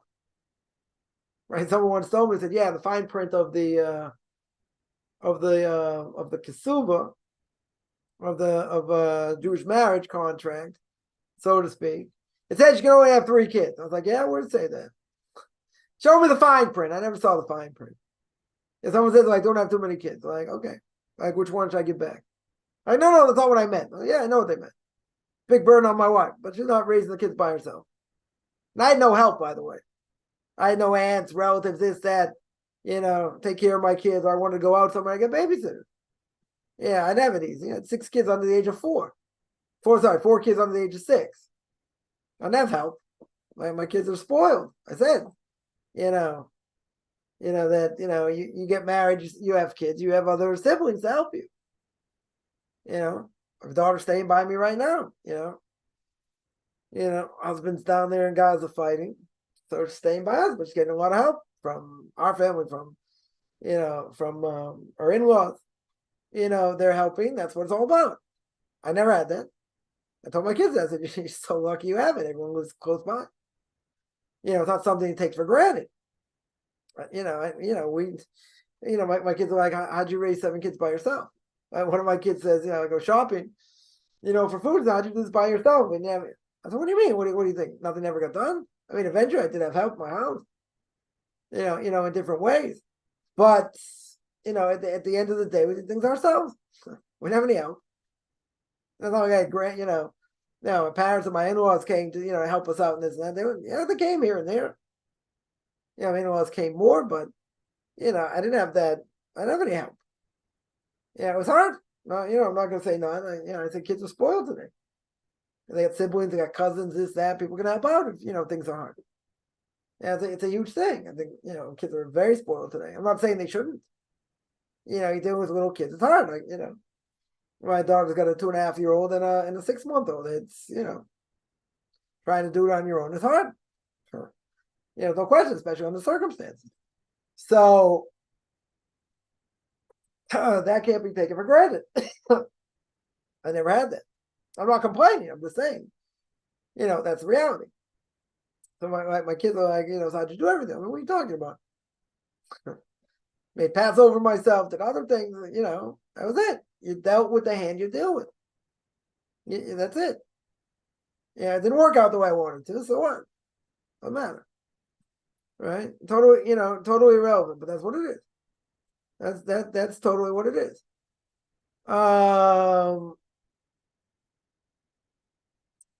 Another question here. Somebody asked, person converts to Orthodox Judaism, a woman, will be able to write and sing songs.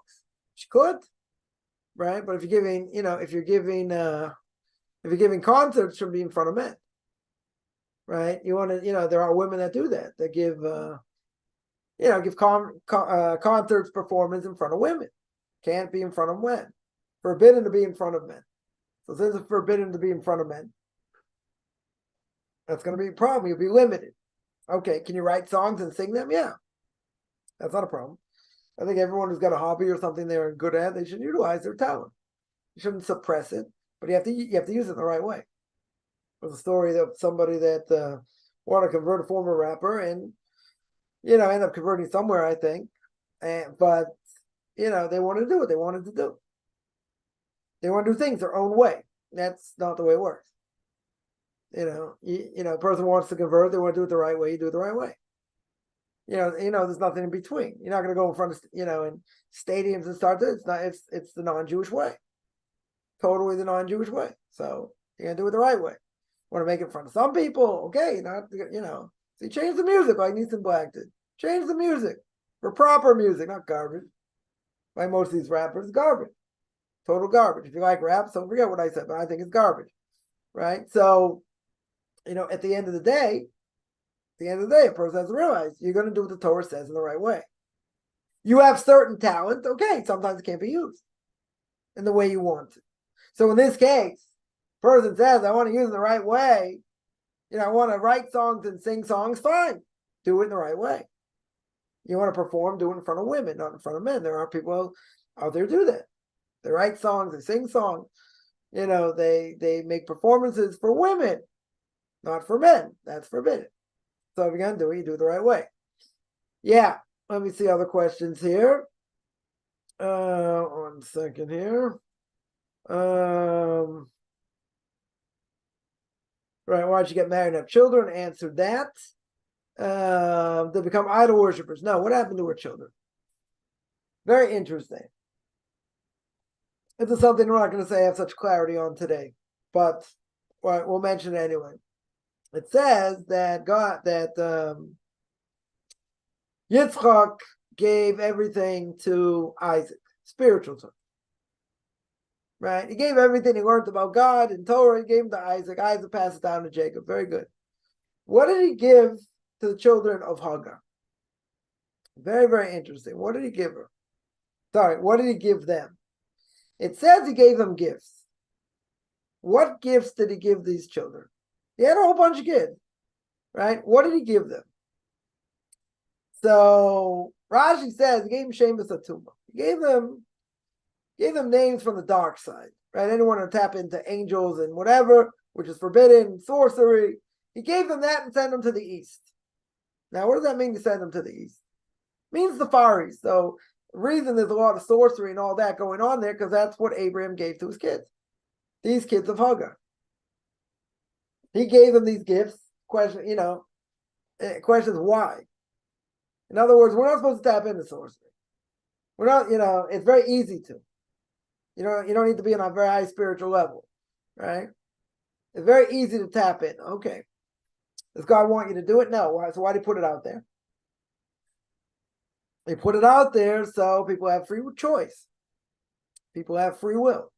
Now, the problem is he's allowing them to play with fire. So again, God put this in the world in order that people should have free choice. They want to tap into it. They shouldn't. Could cost them their lives. Right? It's a very dangerous thing. Okay. They want to tap in. It allows them to tap in. So Rashi says that that Abraham gave to the children of Hagar these gifts. Sorcery. Taught them sorcery, send them to the east. Right? According to the Torah, send them to the east. We understand it's the Far East. That's why I have a lot of sorcery and all that in that part of the world. Good. Couldn't give him anything else. Spiritual terms, I understand. That's all going to Isaac. It's all going to Yitzchak. Very good. Why did he give him this? Why in the world did he give him this? So Rebbe says, brings down in Talmud Vidas commentary and Chumash, and he says, which I also find hard to understand, and that is that he gave them these things in order to separate them, that they'll never be, we'll never mistake them to be Jews. In other words, he gave them something to put them so far away so far out there, they're never going to want to, be truly, truly Jews, right? And he wanted to separate them from the Jewish people. That's why. So that's my Rebbe's explanation. In other words, he gave them something, so we'll make no distinction between Jews and non-Jews here, right? In other words, we'll make a big distinction here. They'll go out and do their own thing and do all the sorcery, whatever, and the Jews are going to do something totally different. They're going to totally separate. That's why he gave it to them. But let's think a little bit further.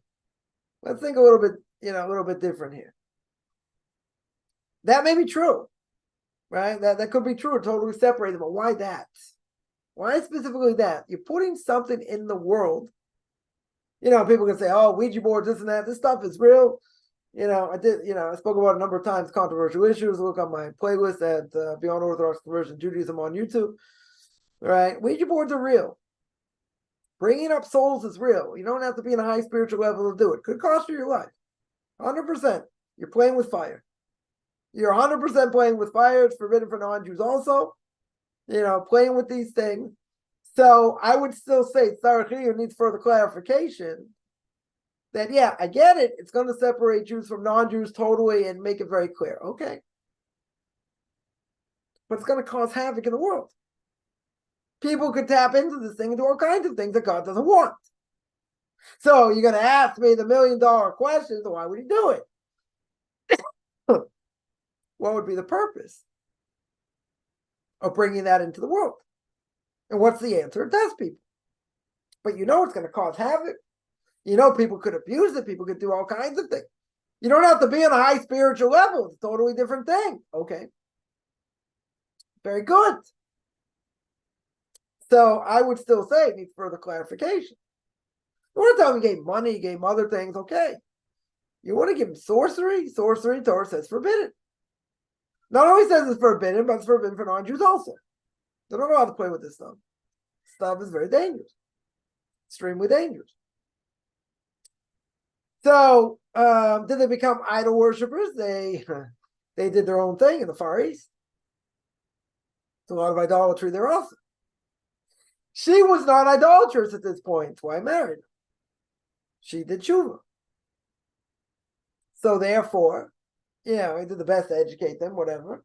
He sent them on their way. Did they end up becoming, if you give somebody this power, is that going to make them totally idolaters? No, but they're going to think they have more power than they do. They're going to take God out of the picture, might make them idolaters. Could very well be. But these children's whole questions, they need circumcision, they need status of Jews, right? What exactly their status is a good question. But that's why that part of the world is saturated with this stuff. Not to mention idolatry. It's one of the reasons, one of the rabbis told me very much deep in Kabbalah, it's one of the reasons you have a lot of typhoons and all these other things, in that part of the world, right? India and these places. Why? Because it's full of idolatry, right? There are two things, you read throughout the Torah, there are two things that God can't stand, right? And you see it clear because it's mentioned many times. One of them is idolatry, one of them is immorality. Both things God can't stand. And you see in places where there's a lot of it going on, they're wiped out. Plus, if they're immoral and other things, as well. Those places get destroyed more than any other place. Now, I'm not saying there aren't, tornadoes and typhoons, in the States or South America or other places. But if you look at it, again, I don't know the stats, but my guess is these things happen in that part of the world a lot more. Without looking at the stats, I don't think there's anything to talk about. I think that's the case. Yeah, I'll double check the stats, but I think that's the case. You have, tsunamis, these type of things, that part of the world. They have to ask the question, right? We have some hard questions here. You got to ask the question, why there? Why more there than anyone else? Anywhere else in the world, exponentially. Why? So one of my rabbis told me, look what's going on in that part of the world. One of the things God despises beyond the shadow of a doubt is what? Is idolatry. Is immorality. It's no question. Absolutely no question. So is that the only reason? No, not gonna say the only reason. Right? I think that's a good reason though. So it boggles the mind. Again, I don't have clarity on this myself, but it boggles the mind why Abraham would have given that to the children of Hagar and then, send them to the Far East. Because we know that place is saturated with black magic and sorcery and all that. Saturated. But the reason it is because he gave it to them. He gave them the ability to tap in. So you gotta say everyone's got free will. You're right. You're playing with fire. He gave them something to play with fire. Right? Needs further clarification. I would definitely say it needs further clarification. So there mentions Genesis chapter 23, verse 2, Sarah dies in Hebron. Right? Where was Abraham before that? I answered that. Someone here mentioned that Someone's words say from Braves, very powerful. I don't know if it gives us Shem in this era. Yeah. So when I mentioned not many people at my Rebbe, that's true, right? He's, close to 100. He saw great people the last generation. No one, I don't think there's anyone else alive that like he told the story, in this week's parsha when he saw, as a kid, he saw Rabbi Chanan Wasserman, Shem Yikam Double. God should avenge his blood. He's one of the main students of the Chofetz Chaim. Right? I once asked him, I was telling someone today, I once asked him, do you ever see the Chofetz Chaim? He was like, what do you think? I'm 115 years old. He said when he died, he was a kid. He was like 6 or 7 years old, when he died. But he saw Rabbi Chanan when he was a kid. I don't know anybody in this generation can say that. He had to be as old as him. Like in the late 90s. How many people saw it? I mean, if anybody like that today. I think if anybody like that today, but one thing is like someone told me today, he's just telling it, what he sees, and just based on just all this other knowledge, that he has. You don't have anybody like that today. You don't. And I mentioned this a whole number of times during the intermediate days of Sukkot. 3 times he spoke about a specific incident that happened on Simchas Torah when he was much younger in Rav Moshe Schneider's yeshiva. We're talking about dancing during Simchas Torah when they knew their families were being slaughtered. So the students asked Rav Moshe Schneider, "Oh, blessed memory, how can we sing and dance? Families being slaughtered." So what was his answer? His answer was, "Hit Yimachshmo v'zichro, may his name be brought up, may he rot wherever he is. Take away our bodies, can't take away our souls. Do whatever you want with our bodies, can't take away the soul." And they got up and they sang and danced. Like no tomorrow. It's like a different Simchas Torah. He said that story 3 times on the intermediate days of Sukkot before this incident happened. Then he mentioned afterwards, when there were sirens going off where his yeshiva is and whatever, on Simchas Torah, and they found out what happened afterwards and mentioned it again. 3 times though he mentioned it without anything happening. And he said, I've been screaming for months, things are imminent, something's going to be, and this and that. God's very angry, blah, blah, blah. What can I do? It's like I'm speaking to the wall. But 3 times he said it. He spoke about it before it happened. So a lot of people came up to me and said, oh, I didn't know he was I didn't know he had divine inspiration. I know he had the, prophecy, Ruach HaKodesh, and the prophecy, one of the lowest forms of prophecy is divine inspiration. So people ask me, I didn't know he had that kind of knowledge, or that ability. So I said, if you would have asked me, I would have told you years ago. Years ago, I've seen it with my own eyes. Things he said and whatever. He was privy to information, that he should never have had. I'll give one example. Someone came to see him, someone told me the story, someone went to see him. Told them they were dealing with a certain illness or whatever. So he opens up a book. He says, okay, take this, take that, take the other thing. Different types of, plants, medicine, whatever it was.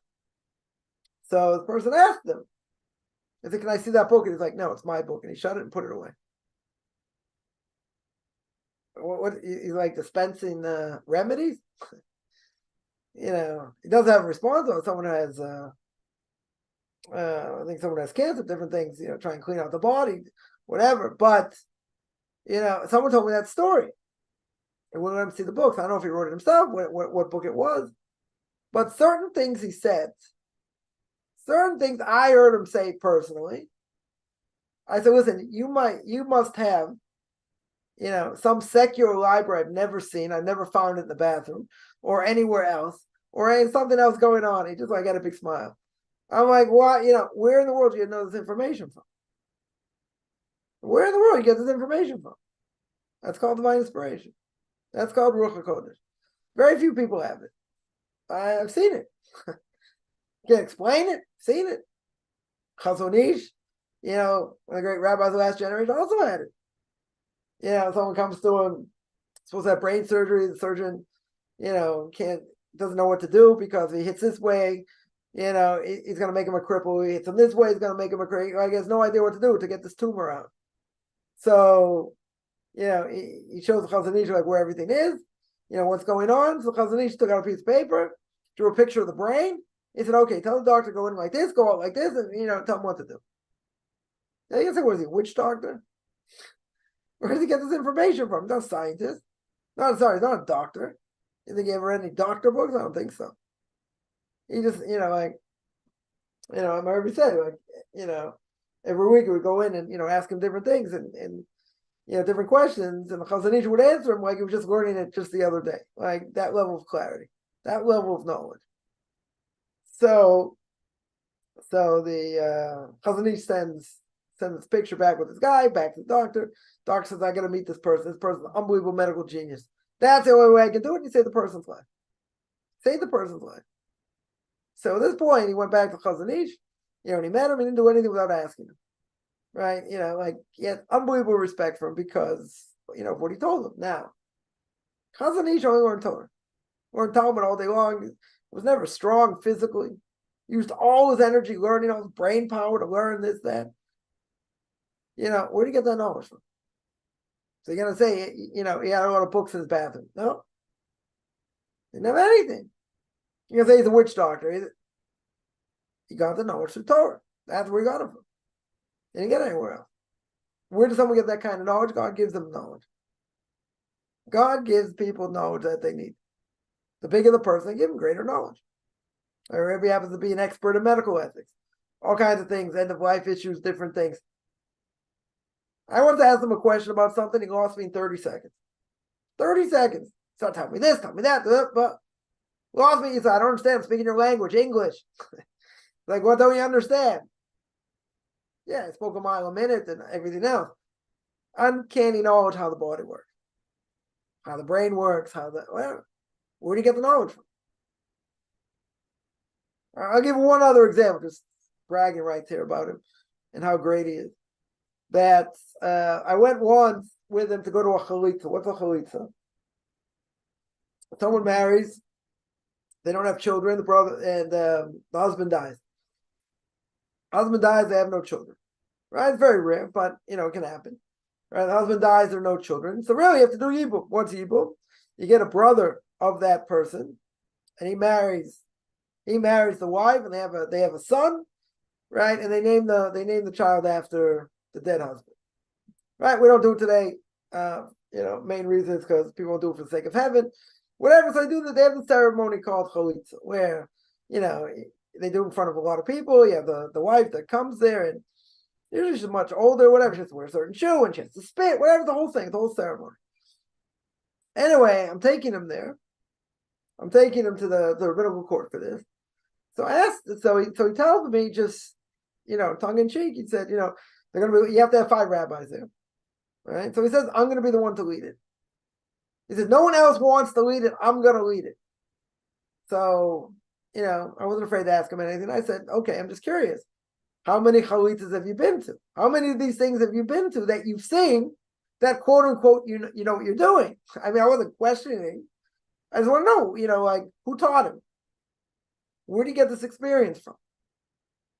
That he has this knowledge to do it. I'm not saying he's lacking the knowledge and how, and how all this works. But, just like anyone's going to kill an animal, you have to know what you're doing. You have to have experience.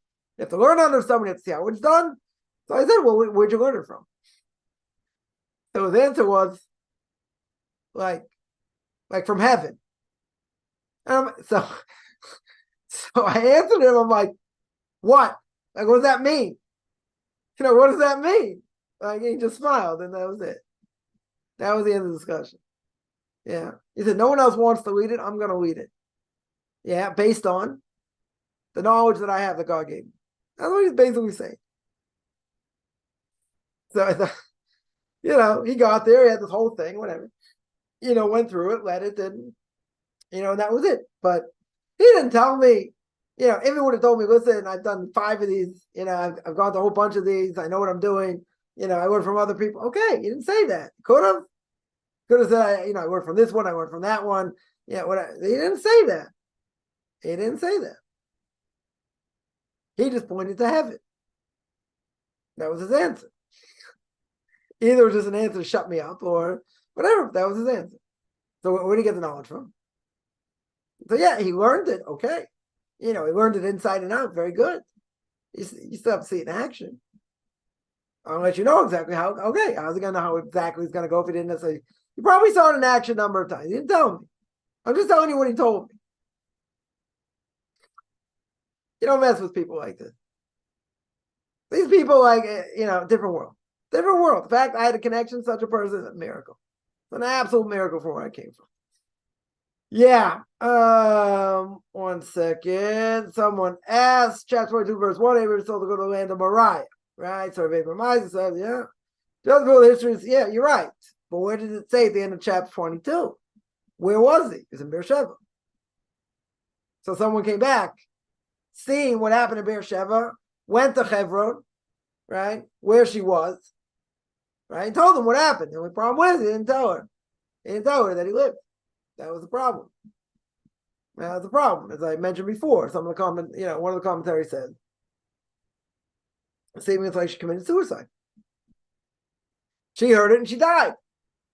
Right? Seemingly it's like she's given up her life. Right? So whatever, there are different explanations, but the point, the main point is you're telling over a story like that, you got to say at the beginning, whatever you're going to hear from this story, the person lived in the end. That's what you have to tell them. You have to know how to tell a story. You have to know how to give over information. Because if you tell the story what happened, you're building up, person gets scared out of their wits. But if you tell them at the beginning, don't worry, in the end, he didn't die. At the end, he didn't die. So you got to tell them. You can't build it up, and then scare the wits out of them. You got to tell them at the beginning. So some of the commentaries say you have to know how to do this. You can't just tell a story like that, unless you tell at the beginning that the person survived. Imagine telling someone, whose father or spouse or whatever, was in Gaza, and they tell about this battle.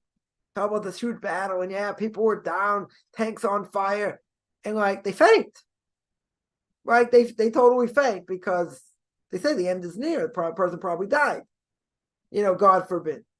But they don't, but in the end, let's say the person ended up, got wounded, they got him out, they survived.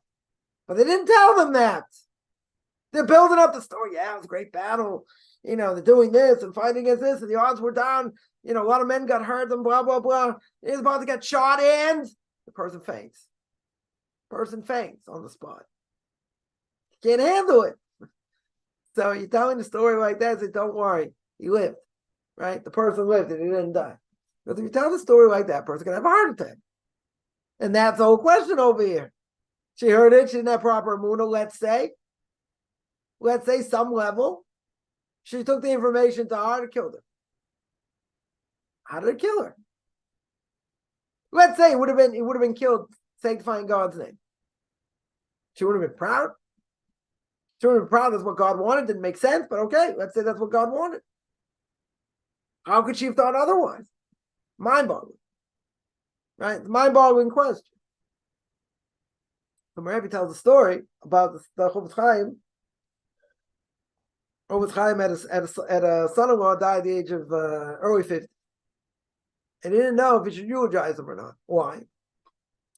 Because it was very aesthetic. He didn't eat very much. He was thin as a rail. Very, very thin. So he said, maybe it's Ma'abed, it's not Shobadas, maybe it's suicide. right? Didn't take care of his body, right? Didn't eat a lot. So he said, how can I utilize someone who did that? So how can I eulogize someone who did that? So the story goes, the whole time, thought, back and forth, back and forth. Nah, he was a tzaddik, he's so righteous or whatever. Of course, it's not Ma'abad is not Shobadas. Of course it's not suicide, right? And then he went to eulogize. Well, the Rebbe told him that story, right?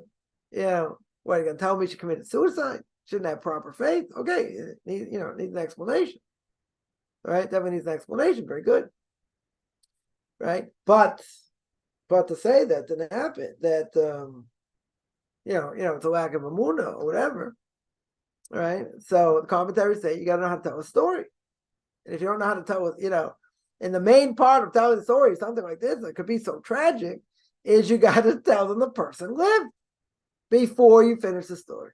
That's what you got to do. Because if you don't do that, person, God forbid, could have a heart attack. Right? Person could, God forbid, have a heart attack. Someone here mentioned, let me just see 1 second here. Okay. Someone here mentions, written in the commentaries 24 verse 27 about kneeling and bowing deep at ways in the one region of the world. How people were praying. Yeah. That's what it sounds like. Right? So yeah, you have to know how to pray also. Right? Some people, that's idolatry. Right? Praying like that. So yeah, that's what it's speaking about over there. Some of the children that he had after that become the Egyptians of the future from Keturah. I don't know if they were Egyptian. I don't know. A lot of them were princes. Where'd they go? Where'd they go? That's a good question. Let me see here 1 second.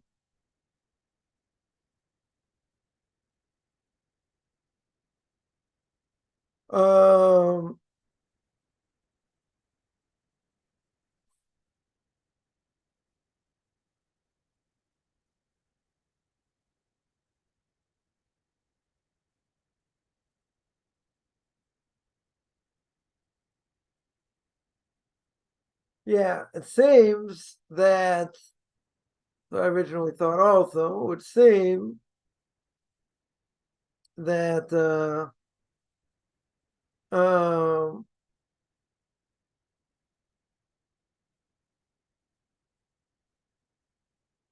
could be that they were progenitors of a lot of the Arab countries. Well, it might be, right? That makes sense.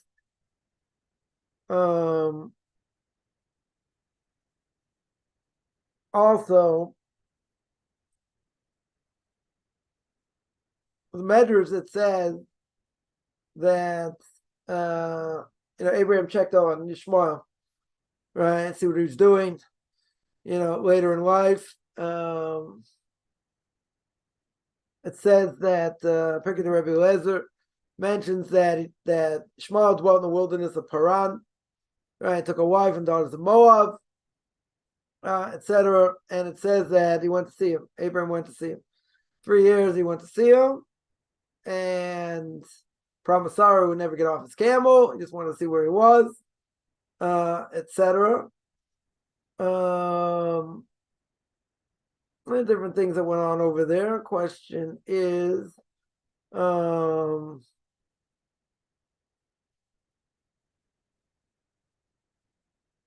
yeah, I think again I'll have to do a little more checking, but I think his children became part of a lot of the Arab nations formed from that. But I'll have to double check that. Don't have to talk about not everyone thinks I'm going to use sorcery. 1 second. Again, don't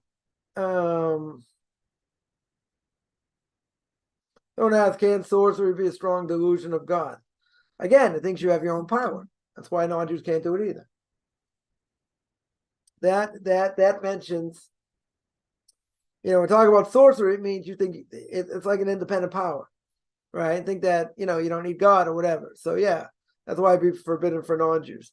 In general, using a power that, you might think is your own, right? It doesn't come from God, right? It's not worshiping per se, right? I mean, maybe it could be in a certain way. You're taking that power, it takes God out of the picture. Are you worshiping it? I wouldn't say call it worshiping, but you're using it, taking God out of the picture. That's a problem. That's for sure a problem. I wouldn't have to call it idolatry per se, but I mean, maybe in a certain way it is, because you're saying that this thing has power outside of God, which, nothing has power outside of God. Somewhere mentioned, where does it mention that Ruth actually converted? It doesn't say anything about a conversion process. It doesn't say, it says your people, my people, your God is my God. That's not conversion, right? There are different places. I'm not going to go through it. I have a whole class on it, but essentially there are different places where it would seem that there is some level of a conversion process. It doesn't say it explicitly. I mean, it does. It mentions certain things, so you have to understand why it says it, why it uses the language that it does, right? But there is language used there for a certain level of conversion process. But everyone agrees. Everyone agrees she converted. There is an issue. There is an issue. She's the Moabite. The Moabite can't come into the Jewish people. Moabite can never enter the Jewish people. That's true. That is true. Not only that, but a Moabite who marries, that Moabite gene goes throughout all generations. So Ruth has to be Jewish. If she's not Jewish, then all generations, even King David included, right, has terminology being a Moabite. That never changed. That would never change. So so it's crucial that she's Jewish. 100% it's crucial that that Ruth is Jewish.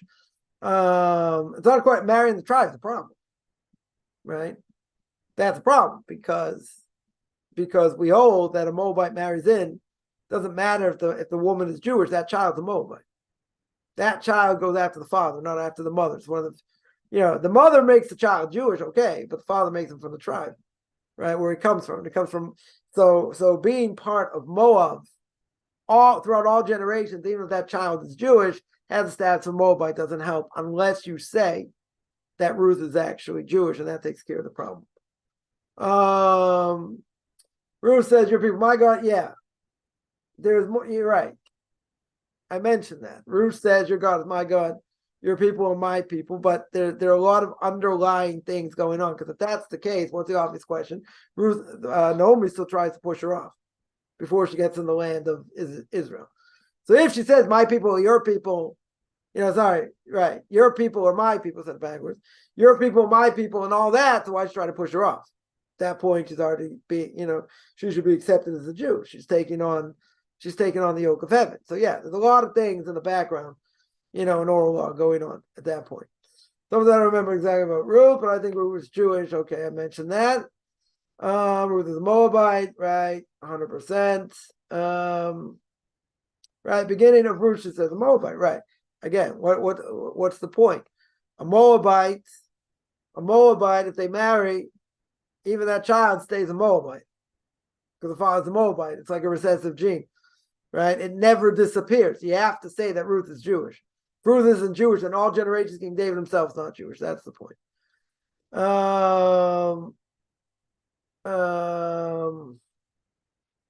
She covered because she was attracted to the way of Naomi. Again, you get whatever. I'm not going through it, but it's a lot more complicated than you think. Where it happened, how it happened, what the verses mean. I mean, I'm not going to do it on one foot. Moab, son of right. Moab comes from an incestuous relationship. True. Why did Israel put a nose ring on Rivka? That's a good question. It was common then. Yeah, was more common. So people say, that's the question. A lot of people ask, right? Women ask, who want to wear nose rings. They say Rivka wore nose rings. Why can't we? Right? It was in vogue in those days. Today it's not in vogue. No matter what our culture around us now. Now that would be considered going the ways of the non-Jews. So that would be forbidden in any case. Because you're going in the ways of the non-Jews. That's why it would be forbidden. Even if there are people doing it today, and it is people can say it's the way of the world. A lot of people get nose rings. Okay. But we're not allowed to go in the ways of the non-Jews, and that would be forbidden. Even if it was more common during the time of Rivka. I thought Moabite women were not exempt from conversion, only men. Again, you're right. Oral law says, it says all Moabites can't convert. Very good. But oral law says no, it's only by the men, not the women. So very good. But the problem is, if a woman converts and she's married and she's a Moabite, let's say, right? If she's not considered Jewish, then guess what? That Moabite gene goes through all generations. It's not enough. Someone say, oh, but King David's mother could be Jewish. We don't care if she's Jewish or not. She would still have the status of a Moabite. So that means King David wouldn't be Jewish. So that doesn't help.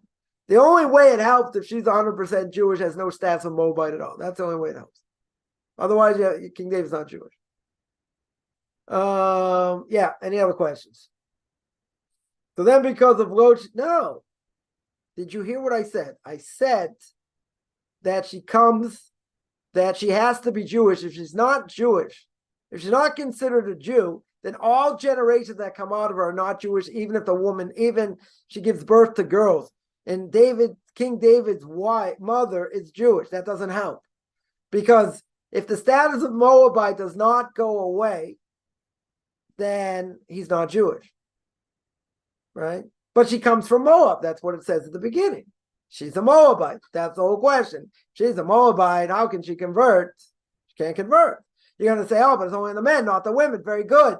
But there's an opinion, and this is what we hold, that a Moabite, who has children, even if it's a woman, the woman's Jewish, the child has the status of a Moabite that never changes. Throughout all generations, that means King David's not Jewish. So therefore, she has to be Jewish. If she's not Jewish, then the whole thing goes up. That's the point. Yeah, any other questions?